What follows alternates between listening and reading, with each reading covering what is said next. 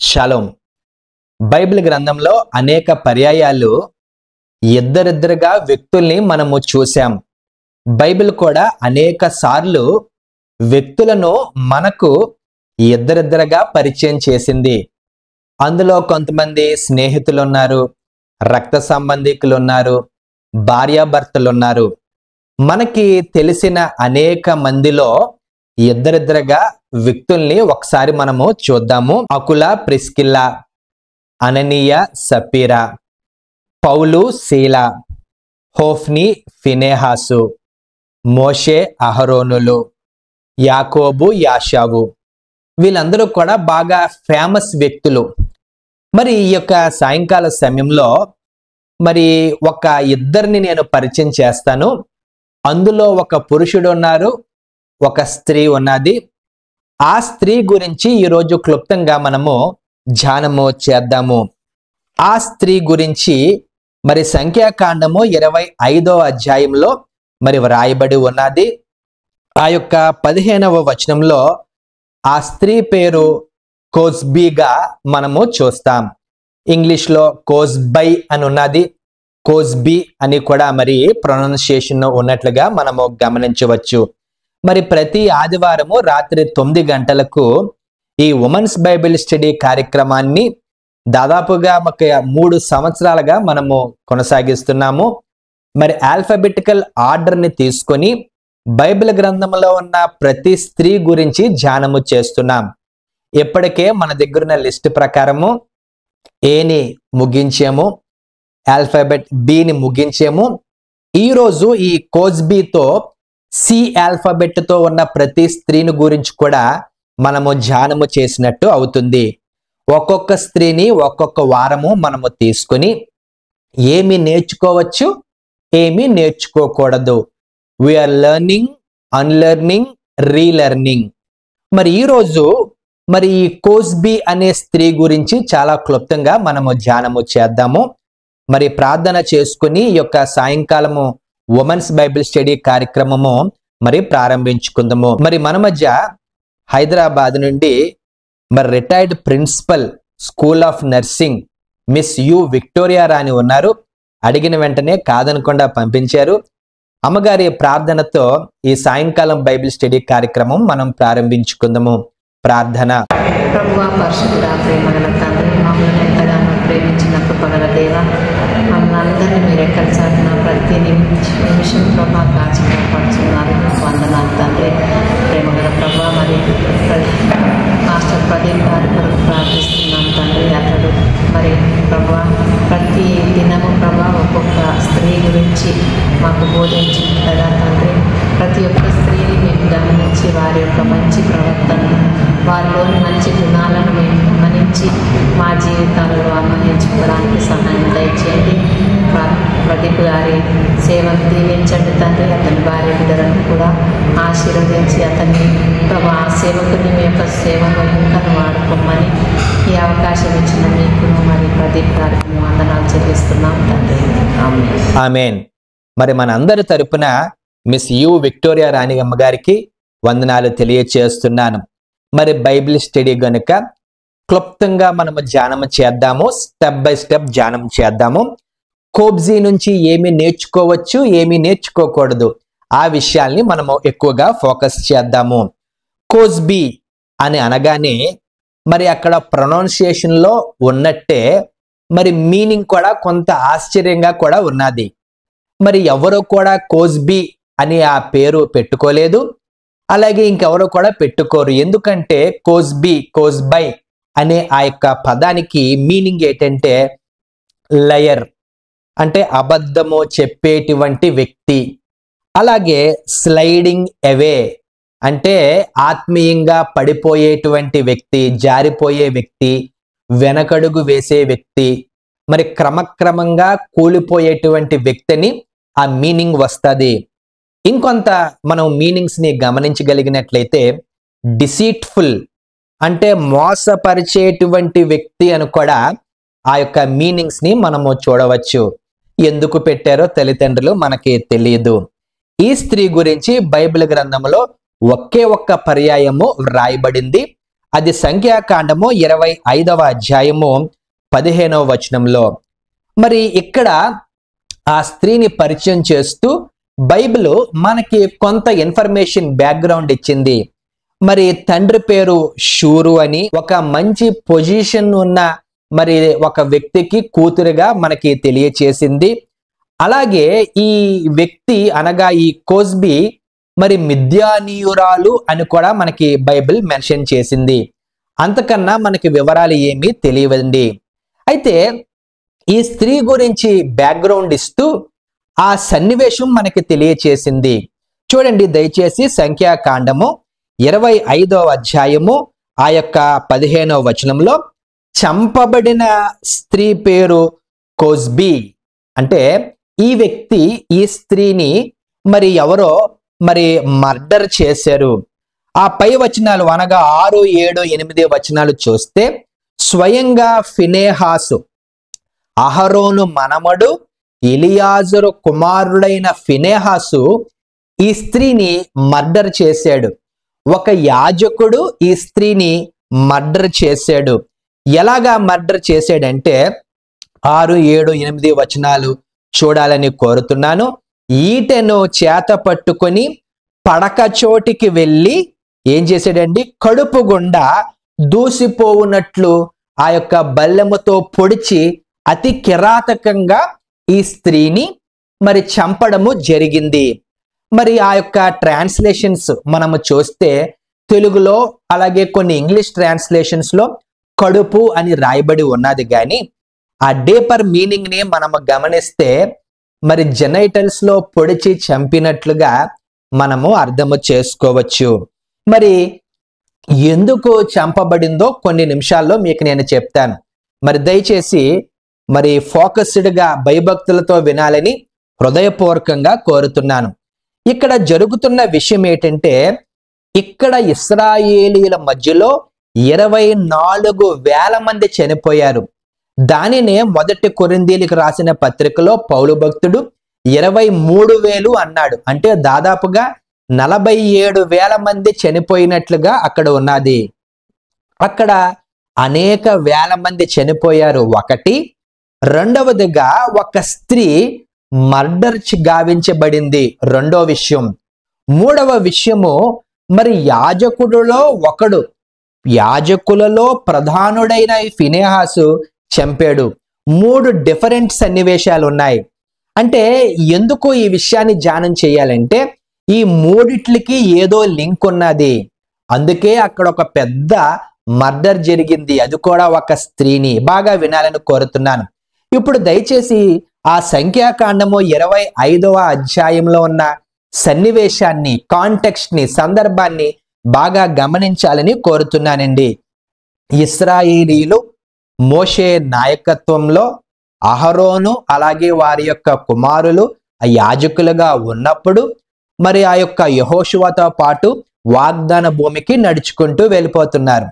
అయితే ఇక్కడ 25వ అధ్యాయం 1వ వచనంలో షిత్తీము అనే ప్రాంతంలో ఆగారు. దిగి ఉండగా మరి మంచినీళ్ళు గురించి ఆగారో, ఆహారం గురించి ఆగారో, లేదా కొంచెం రెస్ట్ గురించి ఆగారో మనకు తెలియదు.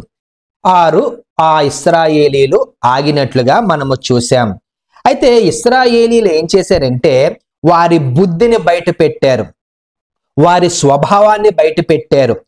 ఆగిన వారు ఆగినట్టు ఉండక ఎలాగా రెస్ట్ దొరికింది కదా అని ఆ షిత్తీము అనే ప్రాంతంలో ఉన్న మోయాబు రాండ్రతో వ్యభిచారము చేశారు. ఆ రెండో వచనాన్ని గమనించగలిగినట్లయితే అక్కడ ఉన్న ఆ స్త్రీలు వ్యభిచారము చేయగా, అనగా ఈ ఇశ్రాయేలీలు ఆ స్త్రీలతో వ్యభిచారము చేశారు. తర్వాత దేవతలకి బలులుగా అర్పించిన ఆహారాన్ని వారు భుజించారు. ఆ తర్వాత మరి వారి దేవతలకి నమస్కరించారు. 3 తప్పులు అక్కడ జరిగిపోయాయి. వ్యభిచారము, బలులు అర్పించిన ఆ ఆహారము తినడము, మూడవది వారి దేవతలకి నమస్కరించడము. వెంటనే యెహోవాకి కోపం వచ్చింది. అందరినీ కూడా ఉరి తీయమన్నాడు. 24,000 మంది అక్కడ మరి చనిపోయారు ఉరి తీయడం ద్వారా. తర్వాత కాలంలో తెగులు కూడా వచ్చింది వెంటనే. అందుకే పౌలు భక్తుడు మరి 23,000 అన్నాడు. అంటే దాదాపుగా అక్కడ 47,000 మంది చనిపోయారు. అయితే ఇక్కడ సన్నివేశాన్ని బాగా గమనించాలని కోరుతున్నాను. పాపం చేశారు, తెగులు వచ్చింది, ఉరి తీయబడ్డారు, చనిపోయారు. ఇదంతా జరుగుతుండగా అక్కడ ఒక పెళ్లి నడకని చూస్తాం. మరి పెళ్లిలో నూతన వధువు, నూతన వరుడు అందరూ చూస్తుండగా మరి ముందుకు వెళ్తారు, వెనక్కి వస్తారు. మరి అదేంటో గాని అబ్బాయి వెళ్తున్నప్పుడు మనం నించోము, అమ్మాయి వెళ్తున్నప్పుడు మాత్రం మనం నించుంటాం. అదే ఫస్ట్, అదే లాస్ట్. పాపం అమ్మాయిలకి తెలియదు. అయితే గమనించాలని కోరుతున్నాను.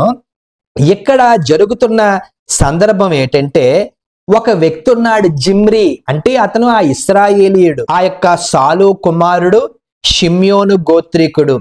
ఈ వ్యక్తి ఆ పాలెములోనికి మోషే ముందుకి ఇశ్రాయేలీల సర్వ సమాజమునకు ముందు ఒక అమ్మాయిని, మిద్యానీయురాలిని ఆ షిత్తిము ప్రాంతంలో నుండి ఆ లోపలికి తీసుకొని వచ్చాడు. 25వ అధ్యాయము 6వ వచనం బాగా తీయండి. ఈ జిమ్రీ బయట ప్రాంతం నుండి ఒక అమ్మాయిని లోపలికి తీసుకొని వచ్చాడు. ఇద్దరూ కూడా ఆ యొక్క పడక గది దగ్గరికి వెళ్ళిపోయారు. వెంటనే ఇక్కడున్న ఈ యొక్క యాజకుడు ఇంకా ముందు వెనక ఆలోచించకుండా, ఒక మిద్యానీయురాలిని లోపలికి తీసుకొని వస్తావా, మోషే ముందుకు తీసుకొని వస్తావా, ఈ యొక్క ప్రత్యక్షపు గుడారం ముందు నువ్వు తీసుకొని వస్తావా, ఇశ్రాయేలీల సర్వ సమాజమునకు ముందు ఒక అన్యురాలి నువ్వు లోపలికి తీసుకొని వస్తావా అని వెంటనే వారు పడుకున్న చోటికి, అంటే అక్కడ ఆ యొక్క పడక స్థలానికి వెళ్ళి మరి ఆ యొక్క చంపినట్లుగా మనము చూస్తాం. బాగా గమనించాలని కోరుతున్నాను. ఏ విధమైన తప్పు చేయలేదండి. ఒక వ్యక్తి తీసుకొని వచ్చాడు, ఈ అమ్మాయి నడుచుకుంటూ వచ్చింది, కోస్బీ. అయితే ఈ యొక్క విషయం గురించి మరి ప్రకటన గ్రంథము 2వ అధ్యాయము 14వ వచనంలో బాగా వివరణ ఇవ్వబడింది. చూడండి, ఎక్కడ సంఖ్యాకాండము, ఎక్కడ ప్రకటన గ్రంథము. 2వ అధ్యాయము 14వ వచనంలో, అయినను నేను నీ మీద కొన్ని తప్పిదములు మోపవలసి ఉన్నది. అవేవనగా విగ్రహములకు బలి ఇచ్చిన వాటిని తినునట్లును, జారత్వము చేయునట్లును, ఇశ్రాయేలీలకు ఉరియొడ్డమని బాలాకునకు నేర్పిన బిలాము బోధను అనుసరించువారు నీలో ఉన్నారు. అలాగే కీర్తనల గ్రంథము కూడా ఒకసారి తీయాలని కోరుతున్నాను. 106వ కీర్తన 28, 29, 30 వచనాలు. మరియు వారు బయల్పెయోరును హత్తుకుని చచ్చిన వారికి అర్పించిన బలిమాంసమును భుజించిరి. వారు తమ క్రియల చేత ఆయనకు కోపము పుట్టించగా వారిలో తెగులు రేగెను. ఫినెహాసు లేచము చేయగా ఆ తెగులు ఆగిపోయెను. బాగా గమనించండి. ఇశ్రాయేలీయులు షిత్తీములో ఆగినప్పుడు కొందరు మోయబు స్త్రీలను పంపించి కావాలనే ఈ ఇశ్రాయేలీలో ఉన్న మగవారిని ప్రేరేపించి అక్కడున్న స్త్రీలతో వ్యభిచారము చేయించారు. అఫ్కోర్స్ చేసినోడిది మనోడిది కూడా తప్పే, కానీ ఇక్కడ ఒక స్టింగ్ ఆపరేషన్ జరిగింది. అంటే వారు పాపములో పడిపోయేలాగా ఇక్కడ ఒక పెద్ద స్క్రీన్ పే దర్శకత్వం జరిగింది. అక్కడ చూడండి, గమనించాలని కోరుతున్నాను. కావాలనే షిత్తీములో ఇశ్రాయేలీలు ఆగినప్పుడు కావాలనే కొంతమంది ఈ స్త్రీలను పంపించి వ్యభిచారము చేసేలాగా చేసి, టెంప్ట్ చేస్తే ఎవరైనా పడిపోతారు కదండి, చేయించి వారి దేవతలకి ఆ చచ్చిన ఆహారం పెట్టించి, ఆ చచ్చిన ఆహారాన్ని వీరితో తినిపించి వారి యొక్క దేవతలకి నమస్కారము చేసేలాగా చేయించి, ఇదంతా ఏదో అనుకున్నట్టు అయిపోలేదు, ఇదంతా కూడా ప్రీ ప్లాన్డ్. అది ఎవరు చేయించారు? బాలాకు రాజు బిలాము యొక్క ప్రవక్త యొక్క సజెషన్ ద్వారా, ఆలోచన ద్వారా చేయించినట్లుగా ఎంత లోతైన మర్మం ఉన్నట్లుగా మనము గమనించాలి. ఇక్కడ ప్లాన్ ఏంటంటే, ఈ శత్రువులు ఆటోమేటిక్ గా వారు తప్పు చేస్తే వారి దేవుడైన యెహోవా వారిని శిక్షిస్తాడు కదా, మన చేతులకి ఏ విధమైన మట్టి లేకుండా వారిని చంపేయచ్చు కదా అని ఒక గొప్ప ప్రణాళిక అక్కడ ఉన్నట్లుగా మనము గమనించవచ్చు. ఇదంతా కూడా ఒక ట్రాప్. వారు ఆగడము, అక్కడ వ్యభిచారము చేయడము, ఆ చచ్చిన ఆ యొక్క మరి ఆ మాంసాన్ని తినడము, అక్కడ వారు ఆ దేవతలకి నమస్కరించడం ఇదంతా కూడా ప్రీ ప్లాన్డ్ గా జరిగిపోయింది.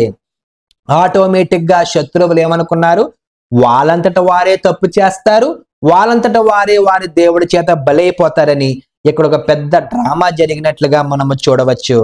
ఇక్కడ కూడా చూడండి, ఈ కోజ్బీ తప్పు లేదు, డైరెక్ట్ గా ఏమీ కూడా ఆ స్త్రీ పాలు పంచుకోలేదు. మరి ఎందుకు చంపబడింది? ఒక యాజకుడు ఒక స్త్రీని, అది కూడా జెనైటల్స్ లో మరి ఆ బల్లాన్ని గుచ్చి ఒక వ్యక్తిని, ఒక స్త్రీని ఎందుకు చంపాలి? వెంటనే చంపిన వెంటనే అక్కడ వచనాలు చూస్తే ఆశ్చర్యం, ఆ స్త్రీ చనిపోయిన వెంటనే తెగులు ఆగిపోయింది.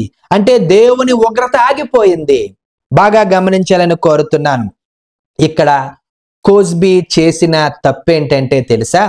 బాలాకు రాజుతో కలిసి, బిలాము ప్రవక్తతో కలిసి, ఉద్దేశపూర్వకంగా జిమ్రీతో కలిసి, జిమ్రీతో పాటు ఆ యొక్క ఇశ్రాయేలీలకు మధ్యకు వెళ్ళి పాపము చేసేలాగా, వారిని దేవుని దృష్టిలో పడదోసేలాగా, వారి మీద ఉగ్రత వచ్చేలాగా లాలించింది, పాలించింది, పెద్ద డ్రామా ఆడించింది. మనకి దెలీలా మాత్రమే తెలుసు, ఆ యొక్క సంసోను పడిపోయిన ఆ ఫిలిస్తీన్ల కుమార్తె మాత్రమే తెలుసు. కానీ ఇక్కడ కోజ్బీ ఏం చేసిందంటే చూడండి, అక్కడ కూడా ఆ నూతన నిబంధనలో ఆ యొక్క సలోమి ఆ యోహాను తల కొట్టించేసి ఆ యొక్క ప్రక్రియలో మనం చూసాం. పెద్ద డ్రామా ఆడి యోహాను తలను కొట్టించింది. ఎక్కడ కూడా ఈ స్త్రీ ఆ యొక్క ఇశ్రాయేలీయులను పడగొట్టడానికి, జిమ్రీని పడగొట్టడానికి పెద్ద స్కెచ్ వేసి లోపలికి వచ్చిందండి. అంటే కోజ్బీకి హిడెన్ ఎజెండా ఉన్నది. ఏం చేసింది బాగా గమనించాలని కోరుతున్నాను. కోజ్బీ అలాగే జిమ్రీ పెళ్లి చేసుకున్నట్టు అక్కడ బైబిల్లో లేదు. ఇద్దరూ వచ్చారంతే, నడుచుకుంటూ వచ్చారు. ఎక్కడికి వచ్చారు? అక్కడ మోషే ఉన్నాడు. చూడండి, ఈ రోజు మనం ఎమ్మెల్యే దగ్గరికి మనం వెళ్ళగలమా? ఎంపీ దగ్గరికి మనం వెళ్ళగలమా? సీఎం దగ్గరికి మనం వెళ్ళగలమా? ఇష్టం వచ్చినట్టు? చాలా కష్టం.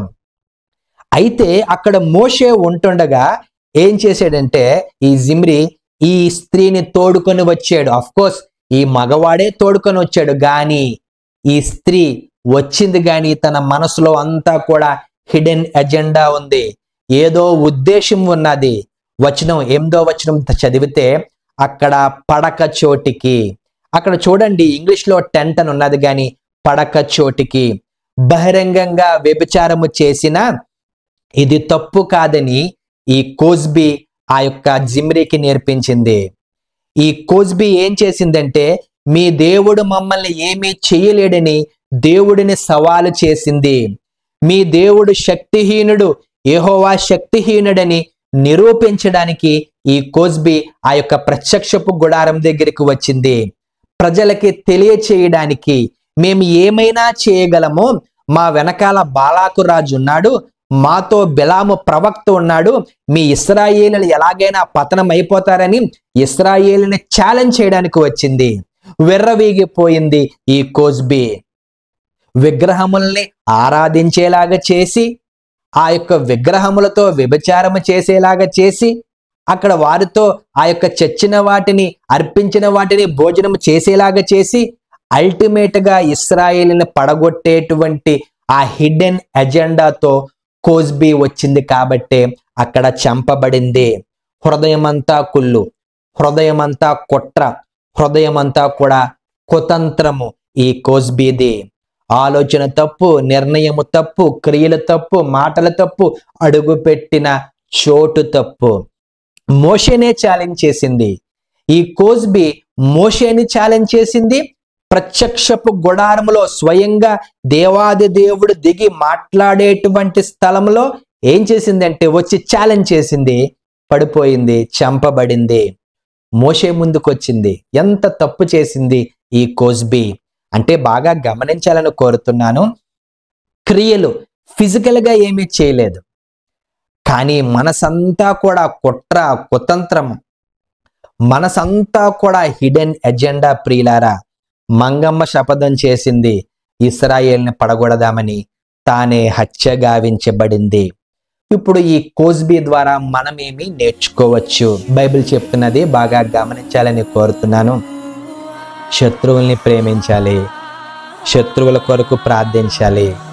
మరి ఎవరైనా మనకి ద్వేషాన్ని కలుగ చేస్తే, మనల్ని ద్వేషిస్తే వారికి తిరిగి మేలు చేయాలి. ఇదంతా ఆపోజిట్గా చేసింది. అంటే మంచిగా ఉంటూనే పడగొట్టే ప్రయత్నం చేసింది. మంచిగా ఉన్నది లాలించింది, అచ్చిక బుచ్చికలాడింది, మచ్చిక చేసుకుంది. ఇదంతా ఎందుకంటే పడగొట్టడానికి. సంసోను జీవితంలో కూడా అదే జరిగింది కదా. ఆ దెలీలా ప్రేమించింది, బాగా ప్రేమించింది, లాలన చేసింది, మాటల చేత తొందర పెట్టింది. ఇదంతా ఎందుకంటే పడగొట్టడానికి. జకర్యా గ్రంథాన్ని ఒక్కసారి తీయాలని కోరుతున్నాను. జకర్యా గ్రంథంలో 8వ అధ్యాయము ఆ 17వ వచనం ఒకసారి మనం చదివితే, తన పొరుగు వాని మీద ఎవడునో దుర్యోచన యోచింపకూడదు. అలాగే మరి సామెతల గ్రంథం కూడా ఒకసారి తీయాలని కోరుతున్నాను. సామెతల గ్రంథము 24వ అధ్యాయము 8వ వచనాన్ని చూస్తే, కీడు చేయు పన్నాగములు పన్నువానికి తంటాల మారి అని పేరు పెట్టబడును. ఏదో విత్తింది, ఏదో కోసింది, ప్రాణము పోగొట్టుకున్నది. చూడండి, ఏ పాపము చేయకుండా ఫిజికల్గా బాగా మంచిగా బయటికి ప్రవర్తించింది, నటించింది, కానీ లోపలంతా కూడా కుళ్ళు కుతంత్రం ఉన్నది. అవతల వారిని పడగొట్టేటువంటి ఆలోచన ఉన్నది. మరి ఈరోజు మన స్త్రీలందరూ కూడా ఒక విషయాన్ని గమనించాలని కోరుతున్నాను. మరి మనల్ని నమ్మేటువంటి వారు చాలామంది ఉంటారు. భర్త మిమ్మల్ని నమ్ముతాడు, మీ తోడుకోడలు మిమ్మల్ని నమ్ముతుంది, మీ అక్క మిమ్మల్ని నమ్ముతుంది, మీ చెల్లి నమ్ముతుంది. మరి మీ యొక్క కుటుంబీకుల్లో అనేక మంది మమ్మల్ని అందరినీ నమ్ముతారు. నమ్మిన వారిని ఎప్పుడు కూడా ముంచకూడదు. ఈ ఉద్యోగాల విషయంలో నేను చాలా చెడ్డ సాక్ష్యాలు విన్నాను. ఎలాగో ఒకలాగా, ఇంక ఎక్స్ప్లెయిన్ చేస్తే బాగోదు, ఉమెన్స్ కదా, బైబిల్ స్టడీ కదా, క్రైస్తవులం పరిశుద్ధులం కదా, ఎలాగో ఒకలాగా ఉద్యోగము సంపాదించుకున్న స్త్రీలు ఉన్నారు. ఎలాగో ఒకలాగా ఆ బిజినెస్ సంపాదించుకున్న స్త్రీలు ఉన్నారు. ఎలాగో ఒకలాగా ఆ ఇల్లులు కట్టుకొని ఆ ఆస్తిని సంపాదించుకున్న స్త్రీలు ఉన్నారు. మనల్ని నమ్మి చాలామంది ఓడిపోయారు, మోసపోయారు, నష్టపోయారు, గాయపడ్డారు. కొంతమంది సూసైడ్ చేసేసుకున్నారు. కొంతమంది ఆ వేదన భరించలేక కుళ్ళి కృషించి చనిపోయారు.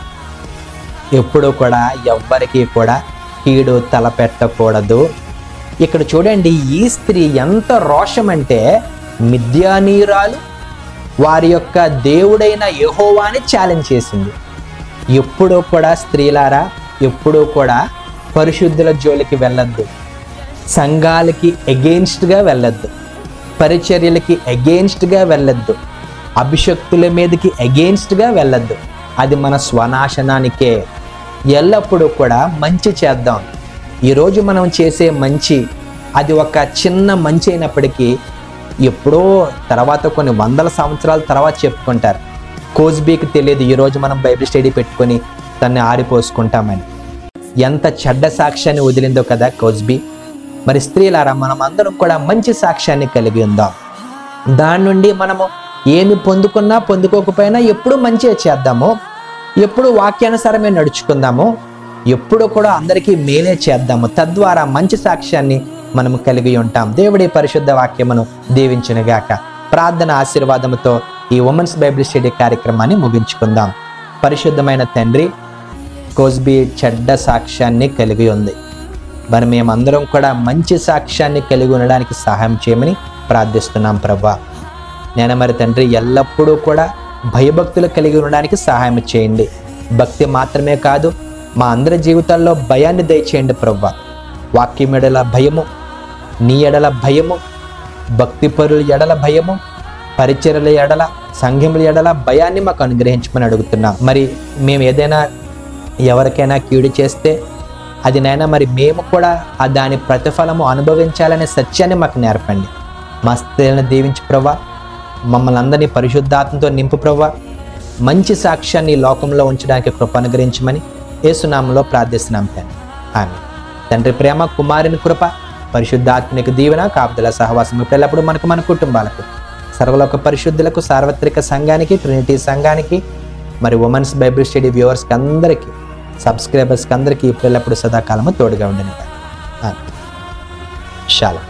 Shalom Aleichem.